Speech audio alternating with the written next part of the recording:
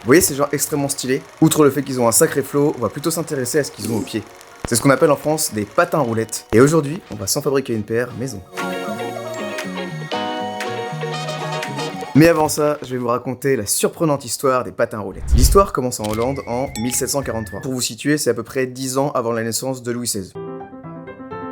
À cette époque, le patinage sur glace existe depuis déjà bien longtemps et on s'adonne joyeusement à ce sport. Mais on a un hic majeur. Et je sais que vous l'avez vu venir parce que vous êtes une communauté de gens très smart. Le patin sur glace fonctionne qu'en hiver. Bah oui. Si bien qu'un jour, un fan hardcore de glisse en manque d'adrénaline décide d'innover. Il fixe tout simplement des roues sur ses chaussures et paf!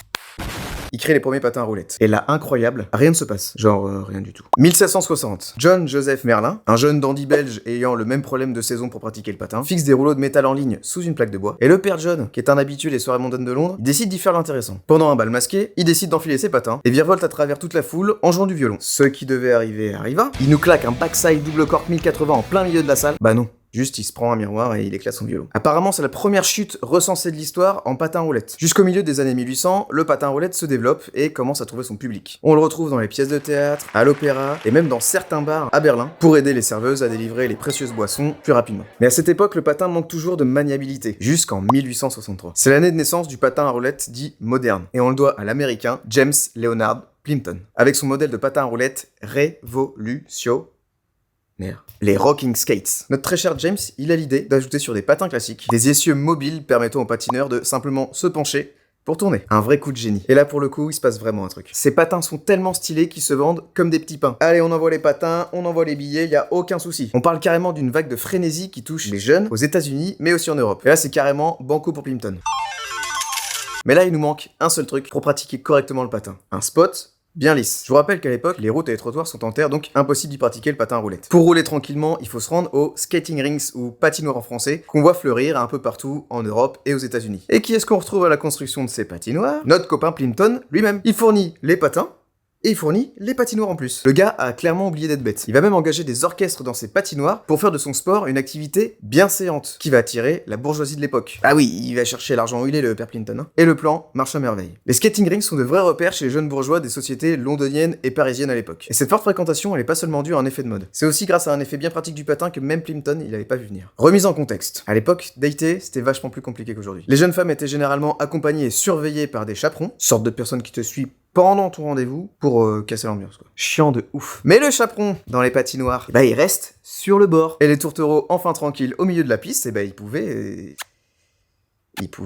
faire leurs affaires quoi. Et d'ailleurs fun fact, c'est de là d'où vient l'expression rouler à patin. Non, c'est pas vrai du tout. Mais avouez que ça aurait été trop drôle. Bon, clairement les skating rinks c'est the place to be à la fin des années 1870. Et comme tous les trucs cool, les médias s'en mêlent. Oui, déjà en 1870. À Paris, les journaux évoquent la folie sur roue et à Londres, on traite les patineurs de rincomaniacs. Et même la médecine se penche très sérieusement sur le patinage pour vérifier son impact sur la santé. On en est là quand même. Bon, finalement, rien de grave, juste un résultat d'étude bien condescendant, je vous laisse juger. Les conséquences pathologiques sont négligeables sur les individus s'étant adonnés à ces divagations propulsives sur plancher ciré.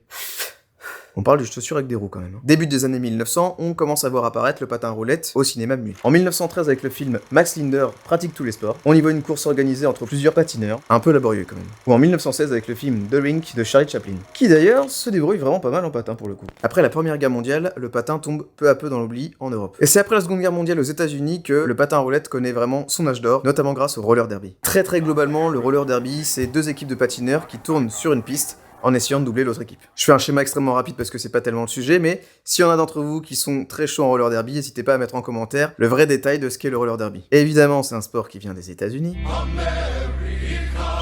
Et donc, presque tous les coups sont permis pour ne pas se faire doubler. Et on finit par avoir un sport de gros bourrin. Paf! Dans la gueule! From the golden age of roller derby comes roller derby gold. Et les ricains, ils adorent ça.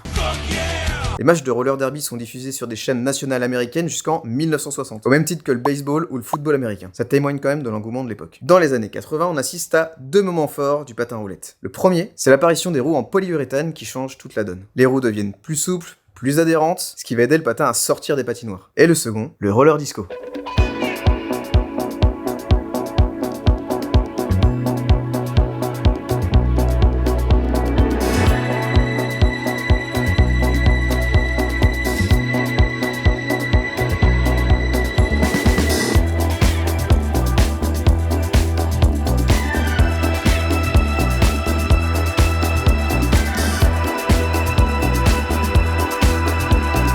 À partir des années 70, la disco fever déferle sur les États-Unis. Et le patin à roulettes n'y échappe pas du tout. On voit apparaître dans les patinoires des lumières, des figures acrobatiques et évidemment la musique disco. Et boum, naissance du roller disco. En France, on a un petit train de retard comme toujours, mais le roller disco arrive quand même à se frayer un chemin, notamment avec la mythique discothèque La Marge Jaune à Paris. Décor emblématique d'une scène du film La Boum. Yes, petite référence aux plus vieux d'entre vous. Dans les années 90, le patin en ligne ou roller devient la nouvelle star, notamment avec la pratique du roller agressif. Discipline plus freestyle, généralement pratiquée sur des rampes ou des skateparks, dont notre bon vieux Ty Chris national en était le digne représentant. C'est celui qui a sauté de la Tour Eiffel en roller, si tu sais pas.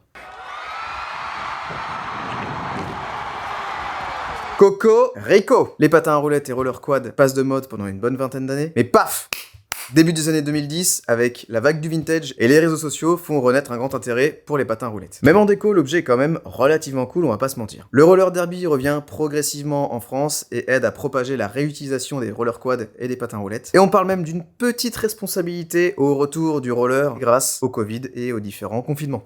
Bon, 250 ans d'histoire comme ça, vous l'avez pas vu venir, hein. En tout cas, je pense qu'on peut dire que c'est une affaire... Oh non, tu crois qu'il va la faire? Oui, je pense qu'il va la faire, c'est sûr qu'il va la faire. Qui roule, comme les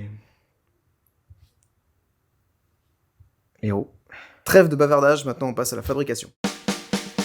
Pour construire les patins, j'ai acheté une paire de baskets montantes pour bien tenir la cheville. Ça serait quand même dommage de se casser quelque chose. J'ai acheté les chaussures sur Vinted. Pour ce projet, autant acheter en seconde main, c'est moins cher et plus écolo. D'ailleurs, je vous ai fait choisir la paire que vous préfériez sur Instagram. Et le choix s'est posé sur cette magnifique paire rouge, blanche et noire, avec une petite finition éclair. Incroyable. J'ai évidemment acheté 8 roues polyuréthane, 4 pour chaque patin. J'ai choisi des roues assez souples pour que le patinage soit confortable, de couleur rouge. Vient ensuite les deux platines en aluminium qui vont faire le lien entre les roues et les chaussures. Vous remarquerez les essieux avec les parties en caoutchouc blanc pour tourner facilement sur les patins. Et on a un petit frein juste à l'avant. Et enfin les roulements, j'en ai pris 16 parce qu'on a 2 roulements par roue. Les semelles des chaussures étant un peu souples, je vais commencer par créer une semelle en bois qui va rigidifier le tout et faire le lien avec la platine. Pour faire les semelles, j'ai acheté une planche de contreplaqué sur laquelle je trace les contours de mes chaussures. Une fois le tout tracé, je passe à la découpe.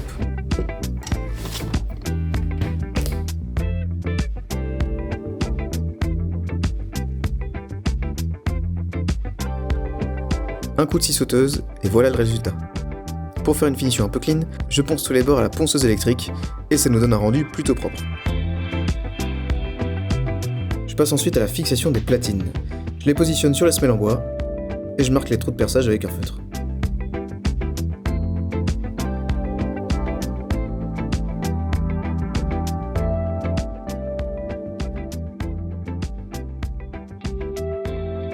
Je perce le tout, je place les vis, j'ai plus qu'à y mettre les platines, mettre les écrous et fixer le tout.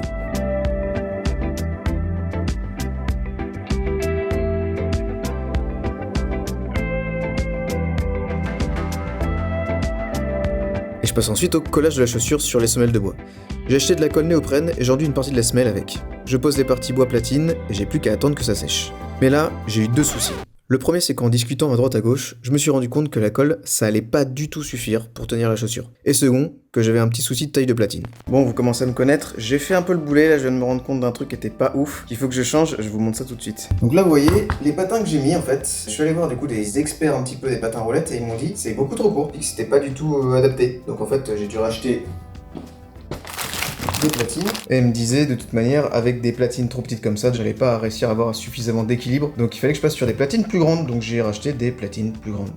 Et maintenant je dois décoller la semelle, bien collée. Pour avoir quelques petits conseils à viser, je suis allé voir Birdie Squad Shop à Bordeaux qui est un shop de roller quad hyper quali, je vous mets leur lien en description, ils sont adorables. Et pour mieux fixer la chaussure, ils m'ont conseillé de mettre une semelle en métal à l'intérieur et d'y faire passer les boulons. Je repars donc en découpe et j'insère les semelles et les boulons dans la chaussure.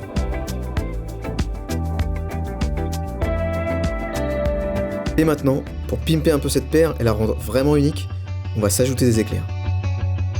Je fais un petit design rapide sur Figma pour faire mes éclairs. Et je sors mon scalpel pour les découper.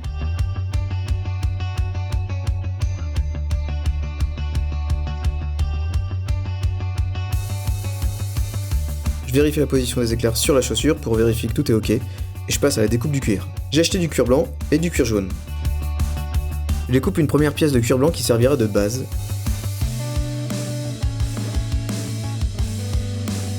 Et un second éclair jaune plus petit.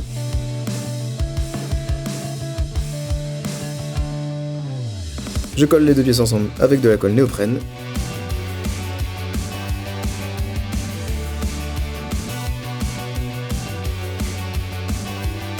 Et voilà nos éclairs en cuir. Le cuir, c'est souple. Donc pour que tout ça tienne correctement, je m'occupe de découper des petits éclairs en métal. Je réutilise mon patron pour tracer les pièces.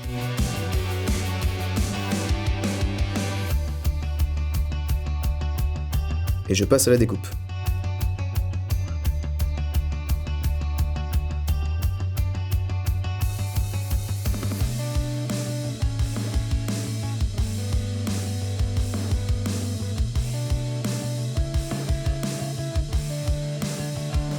J'ai maintenant mes 4 éclairs en métal et je les peins en blanc pour avoir une finition un peu plus propre.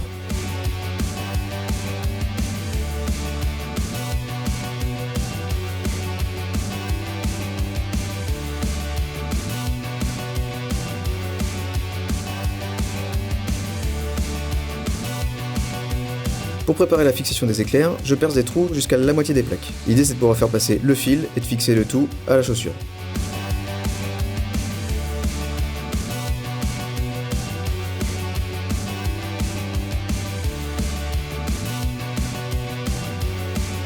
Je finis par coller les éclairs en cuir sur la partie métal. Et maintenant, plus qu'à coudre. J'ai acheté un fil jaune et je colle les éclairs sur la chaussure en passant par les trous pré-percés dans les plaques. Un peu fastidieux, mais là je peux vous dire que ça tient.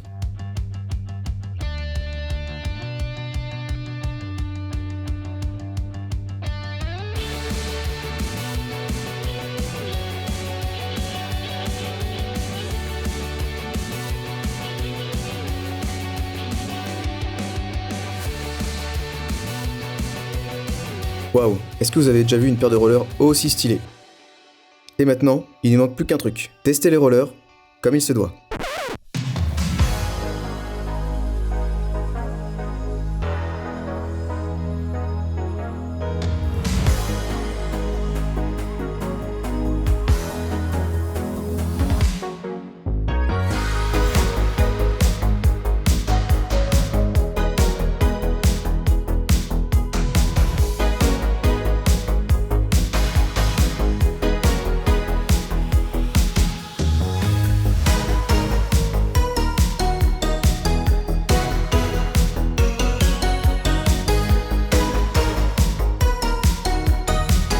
And